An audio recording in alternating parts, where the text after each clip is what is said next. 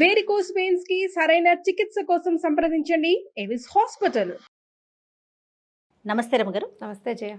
రమగారు, సాధారణంగా మనం ఏదైనా ఒక మంచి పని మొదలు పెట్టే ముందు రాహుకాలం అని, యమగండం అని ఇలాంటివి చూస్తూ ఉంటాం. వర్జ్యం ఎప్పుడుంది అనేసి క్యాలెండర్లో చూస్తాము, లేకుంటే మనకు తెలిసిన వారు ఎవరైనా ఉన్నారంటే పెద్దల్ని అడిగి తెలుసుకుంటూ ఉంటాం.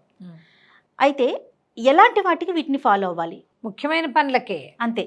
నీకు రాహుకాలం ఏమగండం నువ్వు అవునన్నా కాదన్నా వద్దన్నా వాటి దారిని అవి నడిచిపోతూనే ఉంటాయి. ఇప్పుడు ప్రతిరోజు కూడా రాహుకాలం ఉంది. రాహుకాలం ఒకరోజు ఒక పొద్దున, ఒక రోజు మధ్యాహ్నం, ఒక రోజు సాయంత్రం అట్లా పోతుంది అంతే. యమగండాలు కూడా ఇవాళ ఈ సమయంలో యమగండ, నిజానికి రాహుకాల యమగండాదులు ఆంధ్రదేశ్ ప్రాంతాల్లో అంటే తెలుగు ప్రాంతాల్లో పాటించాం, తమిళులు ఎక్కువగా పాటిస్తారు. మనం వారం వర్జ్యం చూసుకుంటాం. తిథివార నక్షత్రాదులు మనం చూస్తాం ఎక్కువగా. తిథులు మామూలుగా మన సాధారణంగా వాడేది చంద్రుడు పౌర్ణమి వెళ్ళిన పాడ్యం పనికిరాదు చాలా పనులకి. అమావాస్య వెళ్ళిన పాడ్యం పనికొస్తుందంటారు. ఆయా ఊళ్ళల్లో అలవాట్లు పద్ధతులు. అక్కడి నుంచి విధి తదిలు మంచివి, చవితి మంచిది కాదు. అవును, చవితి నాడు ఏ పని మొదలు పెట్టాం. పంచమి బాగుంది. నాకు చవితి అన్నప్పుడు వెంటనే ఒకటి గుర్తొస్తుందండి.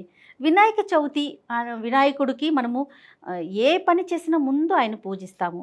చవితి రోజు అంగరంగ వైభవంగా ఆయన కొలుస్తూ ఉంటాం. మరి చవితి పనికిరాదని ఎట్లా అనుకుంటాం? ఆ ఒక రోజే సంవత్సరంలో వచ్చి ఆ ఒక్క రోజే. తర్వాత వాడి సంకటహార చవితులని దానికి ప్రత్యేకంగా అది పూజే. గాని ఆ రోజున పనులు మొదలుపెట్టే వాళ్ళు ఎవరైనా కనపడతారా మనకి? వినాయక చవితి మొదలు పెట్టరు. అది పద్ధతి కాదు. అది ఆయన ఆ రోజు గణాధ్యక్షుడు అయ్యాడు కాబట్టి అవాళ పూజిస్తున్నాం. కానీ ఆ రోజు మంచిదని కాదు మన విధానం. చవితి లేదు, పంచమి పనికొస్తుంది. అష్టమి నవమి సచ్చి లేదు, సప్తమి మంచిది. అవును. అష్టమి నవమి, ప్రయాణాష్టమి, ప్రవేశ నవమి పనికిరావు. అష్టమి నాడు ప్రయాణం చేయకూడదు, నవమి నాడు ప్రవేశించకూడదు. ఇవి రెండు. అయితే చిత్రంగా అమ్మ దుర్గాష్టమి చాలా విశేషమైన రోజు. అమ్మవారు అష్టమి నాడు తిథి నాడు పుట్టిందని, ఆమె జన్మించిందని చెప్తారు. అష్టమి చాలా అత్యద్భుతమైన తిథి.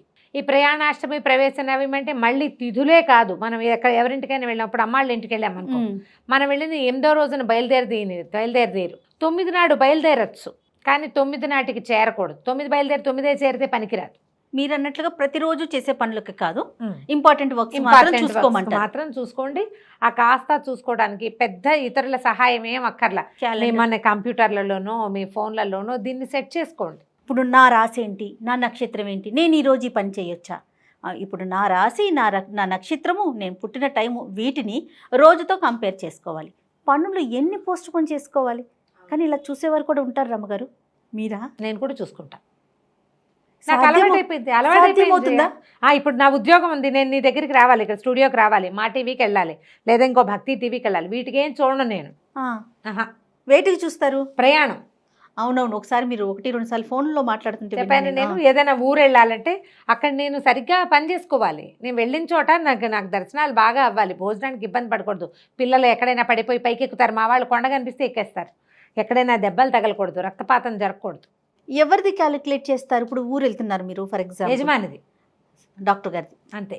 యజమానిది, పిల్లలది కూడా క్యాలిక్యులేట్ చేసి వీళ్ళకి అస్సలు సూట్ కాదనుకో, వాళ్ళకి అస్సలు సూట్ కాదంటే వాళ్ళ కోసం ఏదైనా జపం చేసుకుంటాను, నేను ఏదైనా చదువుకుంటాను. నాకు అలవాటు ఉంది. ప్రయాణాల్లో నాకు భయం వేస్తుంది జయ. ప్రయాణాల్లో ఏవో ఒక దెబ్బలు తగిలేవి చిన్నప్పుడు.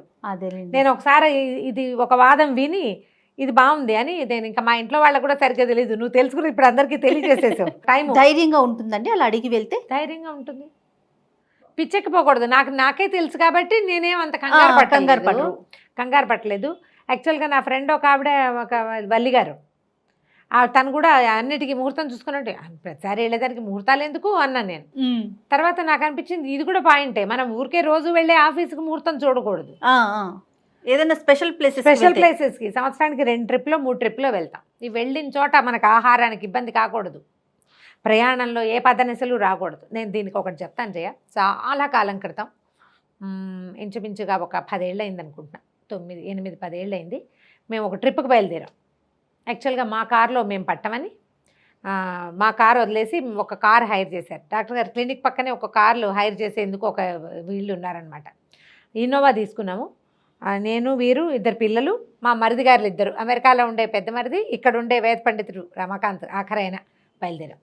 బయలుదేరితే మేము మా ప్లాన్ ఏంటంటే మన మహానంది వెళ్ళి మహానంది నుంచి మర్నాడు పొద్దున అహోబిలం వెళ్ళాలి. ఈ మహానంది వెళ్ళే లోపల 5 సార్లు టైర్ పంచర్ అయింది జయ. అబ్బా ఎక్కడ పడితే అక్కడ కూర్చున్నాం. ఏం చేయము, టైర్ పంచర్ ఆగాల్సిందే కదా. మధ్యలో కర్నూలులో లోపలికి వెళ్ళి అక్కడ ఒకసారి పంచర్, 2 టైర్లు పంచర్ అయితే 2 అంటే పంచర్ అయింది, వేయించుకున్నాం. మళ్ళీ పంచర్ అయింది. ఇక పంచర్ల మీదే ఉన్నాం మేము. అక్కడ ఈ మహానందికి కొంత దూరంలో ఉండగా ఏవో అరటి తోటలు అవి కనబడితే ఆ రోడ్డు మీద పంచర్ అయింది. మళ్ళీ అక్కడ ఏదో చెరువు పనులు అవుతున్నాయి. ఆ రోడ్డు మీద కూర్చున్నాను. నేను మా మరిది డిస్కస్ చేసుకున్నాం. ఏంటంటే నాయన ఇలా అవుతుందంటే ముహూర్తం బాగాలేదు వదినా, మనం బయలుదేరింది అన్నాడు. నేను ఆ పూట పెళ్ళిగా ఆలోచించుకుని క్యాలెండర్ ఆలోచించి ఇవాళ నిన్నేమిటి తిథి, ఇవాళ ఏం తిథి, ఏం టైంలో బయలుదేరాము అని బాగా ఆలోచిస్తే కరెక్ట్ మంచి ద్వాదశి నాడు బయలుదేరాము. సో ఆ తర్వాత నుంచి నేను నా ప్లాన్ మార్చుకున్నాను. ఓకే, అవాళ అయిందా, నేను అక్కడికి వెళ్ళేసరికి ఇది తెలిసింది కదా, ఇంకా స్నానాలు లేవు. పొద్దున్న బయలుదేరేటప్పుడు స్నానాలు చేసి బయలుదేరాం. ఇక రోడ్డు మీద ఎక్కడ పడితే అక్కడ కూర్చున్నాం. అయితే మహానంది రోడ్డు మొదట్లో ఆపేమో ఈ బస్సు ఒకటి మా పక్కన వెళ్తుంది. ఆ బస్సులో వెళ్తున్న మహానంది అర్చక స్వామి ఒక ఆయన మమ్మల్ని చూశారు. మా మరిదికి పరిచయం ఉన్నారు. మేము వెళ్ళటం ఏమిటి, రోడ్ల మీద కూర్చున్నాం. అలాగే ధూళి దర్శనం చేయించారు బ్రహ్మాండంగా. మా వాళ్ళు 4 చక్కగా పంచలు కట్టేసుకుని స్వామివారికి అభిషేకం రుద్రం చదువుకుంటూ, పిల్లాడు మా వాడికి ఒడుగు కూడా అయింది అప్పటికి, పెద్దవాడికి అభిషేకం చేసుకున్నాం. ఆ రాత్రి ఏమనుకున్నానంటే వచ్చేసారి ఈ పొరపాటు నేను చేయను. ఆ పూట పడుకుంటూ కరావలంబ స్తోత్రం చదువుకుంటూ పడుకున్నాను. ఇంకా చాలు, యాక్సిడెంట్లు కాకుండా ఒట్టిగా దీంతో సరిపెట్టావు. ఏదైనా యాక్సిడెంట్ అయితే ఆ టైర్లు 2 టైర్లు ఒకేసారి ఓడిపోతే అంతా ఏమైపోతాం, పిల్ల జల ఉన్నవాళ్ళమంతా. బాగా కరావలంబం చదువుకున్నాం. మర్నాడు అహోబిలంలో ఏమి ఎక్కామో కొండ, ఎంత యాక్టివ్గా చేసామో. 10 ఏళ్ళైంది అమ్మ పోయిన తర్వాత సంవత్సరం.